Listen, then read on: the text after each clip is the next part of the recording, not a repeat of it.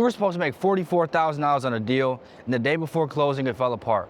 We had title in, and it turns out that there was other owners on title. One of them was deceased, and there were two other sisters. Now, we thought simply we just get a death certificate and just get the other two sisters on board, and it'll all be easy. We can close tomorrow, right?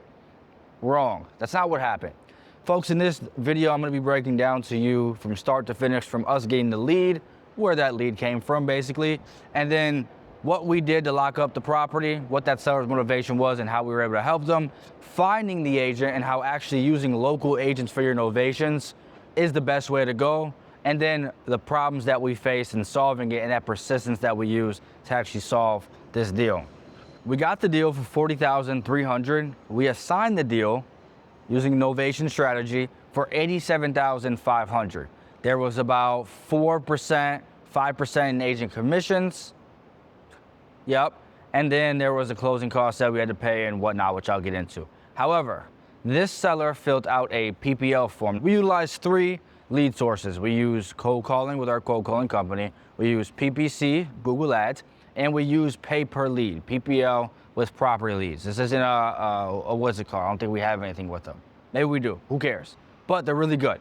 So we use those 3 lead sources, and this came from our PPL lead source. Now, the seller's motivation was they had this inherited property from their father, and they didn't know what to do with it, and they had their own home situation in which they wanted to use the money from this property to pay their actual home bills, fix some things up around the house, and overall just have a good cushion.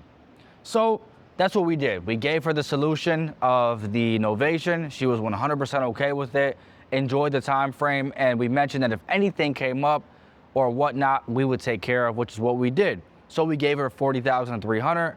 Originally, we thought this deal was nothing, right? It was kind of in the middle of nowhere, population of 1,000, and we thought that we were probably gonna only list this for maybe 55 or 60,000, make a small spread.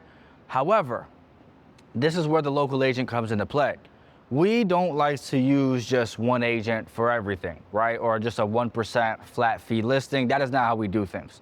What we do is we have an in-house dispo rep that focuses solely on finding real estate agents. And that's what they did. They went, they looked in this specific area in this town and seen the top producing local agents in this area. There was only a couple of them, right? However, they found this one agent, and the agent went to the property and told us that, hey, we could list this property for $90,000 based on this condition, based on it being in this area and what I know my buyers will pay for it.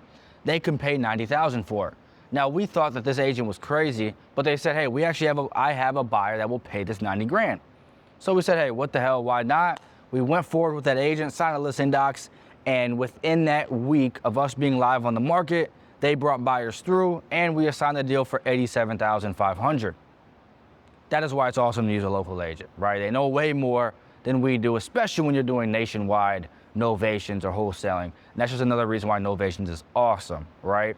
But I digress. So we go to the closing table, and it turns out that we found other owners on it. There was a deceased brother, and there were 2 sisters on title.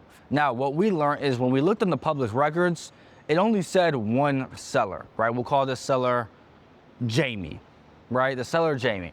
And we thought, okay, there's only one seller on it, and it said Jamie and then potentially others. We didn't see that part. Usually on the seller information form on the public records, it'll show all names of the sellers. But this time we found it didn't, and it just said others. We didn't know that until we double checked after finding out from title there were other people on title. And now we know, and now you know. So what happens is my transaction coordinator decides to search down and try to track down these other sellers, her sisters, and she finally gets a hold of one of them on Facebook. We'll call this sister Kathy, all right? Now, Kathy, the minute that we contacted her, red flags all up, right? She said, I don't think you're serving my sister to the best of your ability. You guys are a scam. I don't see anything about you guys online. I don't feel comfortable with signing anything until I know who you are. So that's what I did. I gave her my name. I gave her all of our company info, our website. We gave her the title company that we worked with. We showed her all the documents, all the purchase contracts. We gave her everything that she needed to know. And as a result of that, and after spending more time on the phone with her, she was able to break down the entire story. It turns out that this was a family feud situation type of property that has been ongoing for years, hell, decades. And the sister, Kathy, wanted no part with it. She just wanted to make sure that her sister was getting taken care of. All good? Kinda. Because there was another sister involved, which we'll call her Tanisha. So this sister, Tanisha, right, was not the friendliest. She had been the cause of this whole situation, the back and forth and the feud, and as a result, we needed to compensate her in some way for her to be okay to proceed with the transaction, which is what we did. So we tried to keep it neutral between all parties, not choose a side, and as a result, we were able to get Jamie, Kathy, and Tanisha all on board to sign the closing documents. However, our spread then went from it being $44,000 all the way down to $36,000. But we were back on board. Now, with that being said, I got 5 lessons for you. 1, verify the ownership. Even if it may seem like there's nobody else on title, still be very cautious. Hell, if you can pull title fast, if your title company allows you to pull title before signing an end buyer, I would do that all day, especially if you know the deal is gonna be good. So pull title. Next is gonna be utilizing local agents. Let's say you're dealing with a deal in Illinois, right? Let's say this agent serves Chicago, Illinois. However, you get a deal in Springfield, Illinois, and which is, for you, those of you who don't know, I think fucking 3-4 hours away.